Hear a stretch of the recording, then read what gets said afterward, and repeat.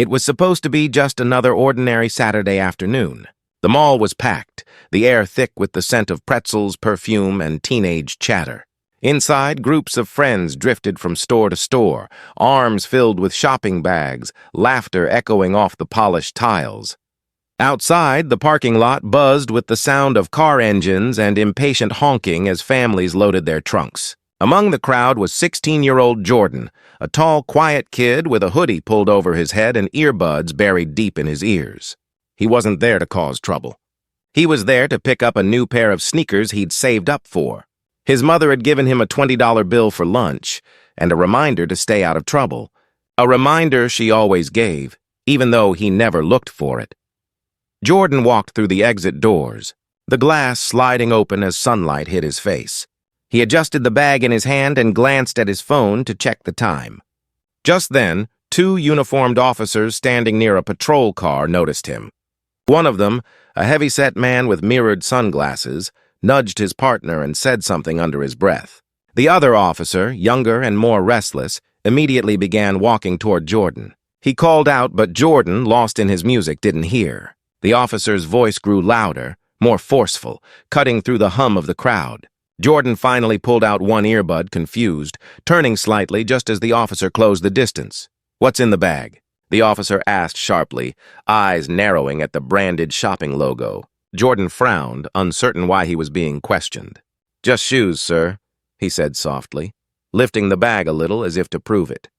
The officer's tone turned accusing, asking for a receipt, asking where he got the money, asking questions that didn't sound like simple curiosity. Jordan's pulse quickened.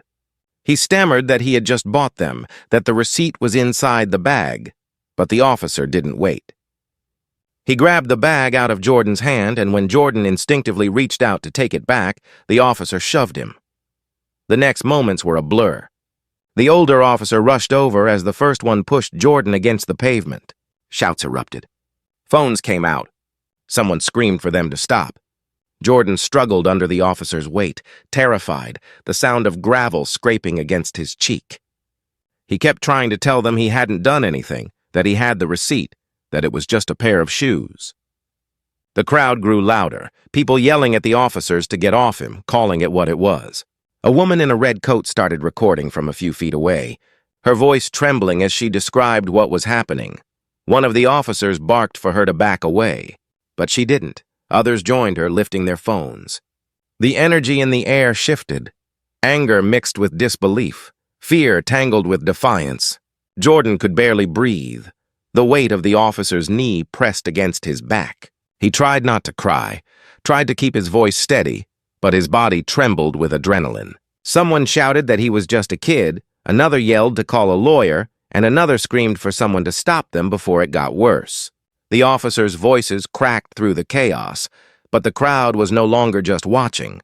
They were bearing witness somewhere in the distance. Sirens wailed, but they weren't the kind the officers expected. The older cop turned his head just in time to see three black SUVs speed into the parking lot, tires screeching as they came to a stop. Doors flew open and men in dark suits and tactical vests poured out. Their movements were sharp, rehearsed, and commanding. Within seconds, the two officers found themselves surrounded. "Hands where we can see them," one of the men barked. The younger officer froze, confusion flickering across his face. He hesitated for a moment, glancing at his partner who had gone pale. The man who had spoken stepped forward, his badge flashing in the sunlight. FBI. The bystanders gasped, phones now trembling in their hands as they kept recording. The officers who had just been in control were now being ordered to stand down. One of the agents knelt beside Jordan, gently lifting him up and asking if he was okay. Jordan's chest heaved, his breath shaky, his eyes wide with disbelief. He nodded slowly, clutching his scraped hands. The crowd murmured, people whispering to each other, trying to make sense of what they were seeing. The older officer stammered, trying to explain, but the agent cut him off, demanding to know why they had tackled a minor without cause. Every sound in the lot seemed amplified, the hum of engines, the clicking of phones, the low murmur of disbelief. Jordan's heart still pounded as one of the agents helped him steady himself. He could feel dozens of eyes on him, the strange mix of sympathy, guilt, and shock. The younger officer kept glancing toward the SUVs, his lips parting as if to ask a question but stopping himself each time. The situation had flipped in a matter of seconds. The hunters had become the hunted. The mall security guards, who had been watching from a distance, now stepped closer, unsure of whether to intervene or stay back. The tension in the air was heavy, almost electric. Jordan tried to understand what had just happened, but everything was moving too fast. The agent spoke in clipped tones, professional but intense, their eyes cutting from the officers to the boy and back again. One of them held up a phone, showing an ID photo that made the officers' faces go slack. The crowd couldn't see what it was, but the way the agents moved made it clear. Jordan wasn't just any kid. Something about him had brought federal protection, something neither the cops nor the onlookers had expected. The officers exchanged a glance that mixed fear with realization. Their earlier aggression now replaced with silent dread. More vehicles arrived, lights flashing. Mall-goers pressed against the glass doors to watch, their faces pale, their mouths slightly open. Some filmed, others just stared, whispering questions no one could answer. Jordan stood beside one of the agents, still shaking, still trying to catch his breath. He looked down at the bag that had been thrown to the ground, the sneakers still inside, the receipt peeking out. Around him, the chaos that had started with a shove was now a scene of federal intervention, flashing lights and stunned silence. Nothing about this day had gone the way anyone expected.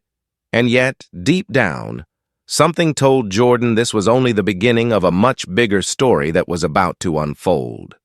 The crowd that had gathered outside the mall was still buzzing from the commotion when the low rumble of engines drew everyone's attention toward the entrance. 3 unmarked black SUVs tore across the parking lot, weaving through traffic with frightening precision. Tires squealed as they came to a stop in a staggered formation, doors flinging open in perfect synchronization. Men in suits stepped out, some wearing tactical vests, others flashing badges clipped to their belts. Their movements were controlled, efficient, the kind of discipline that instantly commanded authority. For a moment, nobody understood what was happening. Then someone in the crowd whispered, "FBI," and the entire atmosphere shifted from chaos to shock. The 2 officers who had tackled the teen were frozen in place. Their earlier confidence evaporated as a dozen trained federal agents advanced toward them with weapons drawn but pointed low, their eyes sharp and unwavering. The lead agent, a tall man with a steely expression, shouted for the officers to step away from the boy immediately. His voice carried a tone that made even the angriest shouts in the crowd fall silent. The older cop hesitated, hands twitching near his holster, unsure whether to comply or explain. The younger one, sweat gathering on his forehead, stammered something about probable cause, but his words were drowned out by the stern, unified command of the approaching agents. Jordan lay on the ground, trembling but aware enough to realize something monumental was happening.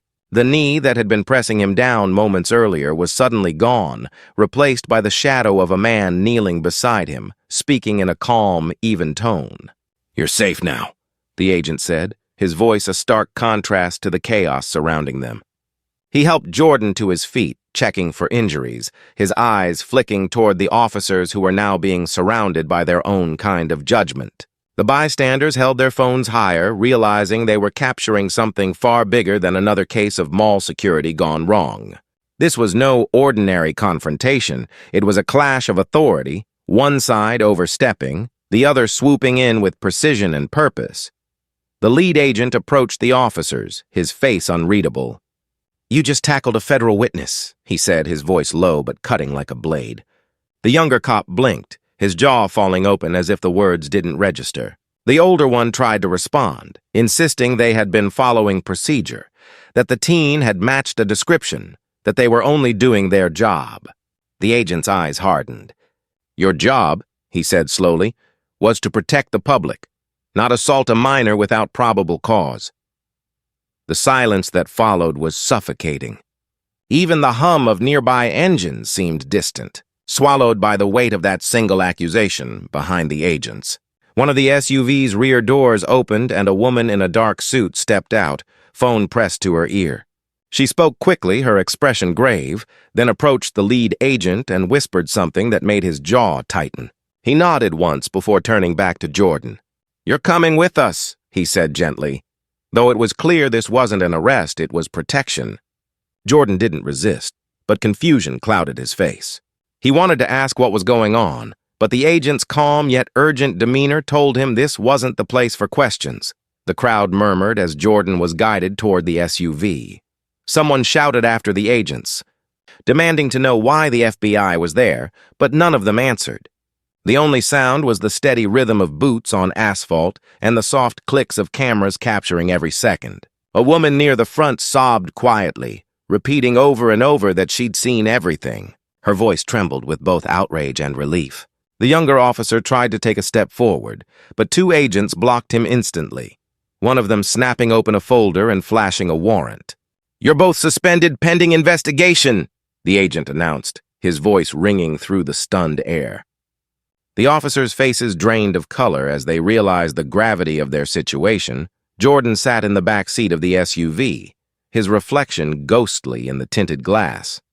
Through the window, he could see the crowd growing larger, phones raised like a sea of judgment. The agents spoke in low voices up front, their tone professional but strained. One of them occasionally glanced back at him as if to reassure himself that the boy was still there, still safe. Jordan's mind raced. He couldn't understand how a simple trip to the mall had turned into this. He thought about his mother waiting at home, maybe checking her phone, completely unaware that her son had just been caught in a scene that would soon be all over the news outside. The remaining agents were questioning witnesses, gathering phone footage, securing the scene. Every angle was being covered, every statement recorded. The mall security team tried to intervene, offering to help, but the agents dismissed them with curt efficiency. The local police chief arrived minutes later, red-faced and furious, demanding to know why federal agents had taken over his jurisdiction. The lead agent met him halfway, held up a set of papers, and said, "Because your men just interfered with a classified operation." The chief froze mid-step, his anger faltering as he tried to piece together what that meant. The agents didn't elaborate. They didn't need to. News vans began to appear at the far end of the parking lot, reporters sprinting with microphones, camera crews setting up tripods. The story was already spreading faster than anyone could control. Words like police brutality, racial profiling, and federal involvement were being tossed around by onlookers. People were crying, some angry, others simply stunned. It wasn't just a scene anymore, it was an event, one that would ripple through the town for months, maybe years. The officers were led away, not in handcuffs but in silence, their eyes darting to the crowd, to the phones recording their downfall, to the SUVs where their authority had been stripped in an instant. Inside the SUV, Jordan stared at his hands. They were trembling slightly, small scratches marking his palms. The agent sitting beside him noticed and handed him a bottle of water. "You're going to be okay," he said again, quieter this time, more personal. Jordan nodded weakly, still trying to find his voice. "Why me?" he finally whispered. The agent didn't answer right away. He looked out the window, watching as the chaos of flashing lights and shouting reporters faded behind them. "Because some people don't know who you really are," he said at last, his tone heavy with meaning. "And that's about to change." The drive was silent after that. The rhythmic hum of the highway filled the space between them. Jordan leaned his head against the window, trying to process the day's events. In a single afternoon, he had gone from a kid running errands to the center of a national spectacle, from being tackled by police to being protected by federal agents. The mall, the crowd, the flashing lights, they all felt like a distant blur now, replaced by a growing realization that whatever his connection to the FBI was, it was deeper and more dangerous than he had ever imagined. The murmurs of disbelief still echoed long after the SUVs disappeared down the road.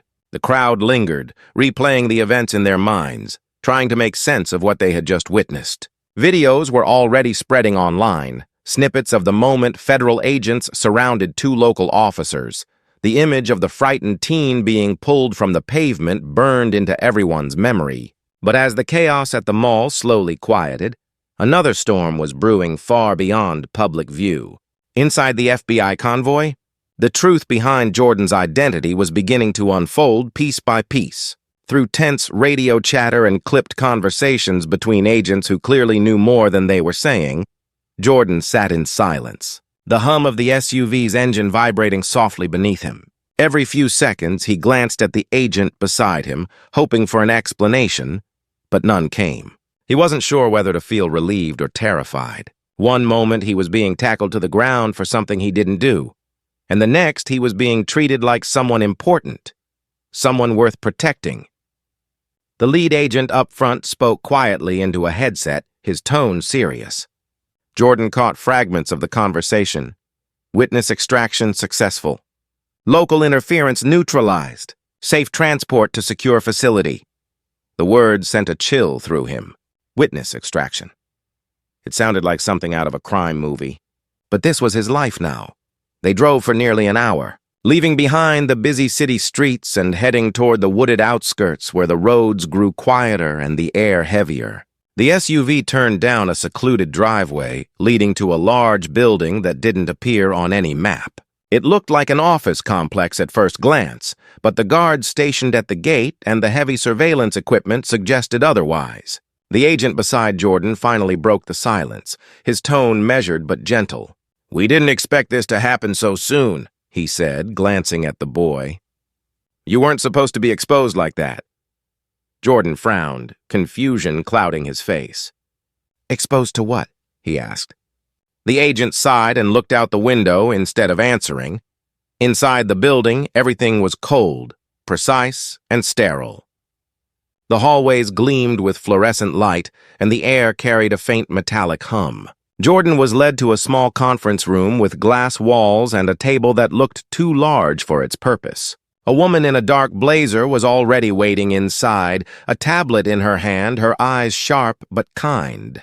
She smiled faintly when he entered, though the gesture didn't reach her eyes. "Jordan," she said softly, gesturing for him to sit. "I'm Agent Rivera. I know this has been a frightening day, but I need you to understand something very important." Jordan sat down hesitantly, his hands clasped together on the table, his mind racing with questions he didn't know how to ask. Agent Rivera pulled up a file on her tablet and turned it toward him. On the screen was a photo, his father. Jordan blinked, his heart skipping. The image was old, showing a man in military gear standing beside a black helicopter, the letters FBI Tactical Response Unit, faintly visible in the background. "Your father," Rivera began, "was one of us. He worked undercover for several years before his last mission went dark." She paused, watching Jordan's reaction closely. He didn't speak, his throat too tight. When the mission compromised, identities had to be sealed. That included yours. For your safety, you were placed under protection without ever being told. Her words hung in the air, heavy and surreal. Jordan shook his head slowly, trying to process it. "My mom, she never said anything." Rivera nodded. "She wasn't allowed to. She didn't even know everything herself. It was the only way to keep you both safe." The pieces began to align in Jordan's mind. The agents, the sudden intervention, the word witness. His father's disappearance years ago, which his mother had always described as a work accident, now seemed like something far more complicated. Rivera continued, explaining how certain people had been looking for any trace of his father's associates, and how a recent leak might have exposed the names of family members linked to that mission. "You were never supposed to appear on their radar," she said. "But when the mall incident went viral, your face did. The people who wanted your father gone will see it. And now, they'll know who you are." Her tone was calm, but the implication struck Jordan like a punch to the chest. He sat there in stunned silence, staring at the photo of the man he barely remembered. The world outside that glass-walled room might have seen just another example of police misconduct, but here, behind federal walls, it was part of something much larger. Rivera assured him that the agents would relocate him and his mother to a safe location, that protection was already in place, but her words felt distant, muffled by the pounding in his ears. He couldn't stop thinking about the mall, the shouting, the flashing lights, the cold pavement beneath his face. It had all felt so personal then, so small. And now it was part of a story that stretched far beyond what anyone could see on camera. Meanwhile, Miles away, the two officers sat in an interrogation room of their own, their earlier arrogance stripped away. They had been briefed on who the boy was, on the operation they had unknowingly disrupted. The younger officer kept muttering that he hadn't known, that it was just a routine stop, that the kid matched a description from a shoplifting call. But the agents listening didn't seem interested in excuses. The older cop stared at the table in front of him, hands clasped tightly, sweat forming along his hairline. He knew their careers were over, but worse than that, he now understood that they had interfered in something far beyond their jurisdiction. They hadn't just tackled an innocent kid. They had exposed a classified identity, one the Bureau had been protecting for years. By nightfall, the story had already hit national news. Every major network ran the footage under headlines like "Police Clash with Teen Sparks Federal Response" and "Unmarked Agent Storm Mall After Brutal Arrest." Social media was ablaze with debate, outrage, and speculation. But what no one knew, what no reporter could uncover, was the truth about who Jordan really was. The Bureau worked quickly to scrub any identifying information, to distort the footage that showed his face, to quietly replace facts with confusion. Witnesses were contacted, videos taken down, and statements rewritten. The official narrative was reduced to a miscommunication during a federal surveillance operation, and though people questioned it, no one could prove otherwise. Back inside the facility, Jordan sat by a window, staring out into the darkness beyond the floodlights that surrounded the compound. The air was silent except for the faint buzz of electricity from the perimeter fence. Rivera entered quietly, carrying a file and a somber expression. "We're moving you and your mother tonight," she said. Jordan didn't turn around. "So this is it? We just disappear?" Rivera hesitated before answering. "For now, yes. It's the only way." He nodded slowly, the weight of everything pressing down on him. The life he'd known, his friends, his school, his home, was gone. Replaced by a new identity, a new story, one he had never asked for. As he stood and followed Rivera down the corridor, he caught a final glimpse of his reflection in the glass. For a fleeting moment, he saw not just himself, but the shadow of the man in the photo, his father, standing behind him. The resemblance was unmistakable, and in that silent reflection, he understood what the agents had meant when they said people didn't know who he really was. He wasn't just a victim of mistaken identity. He was the living echo of a mission that had never ended.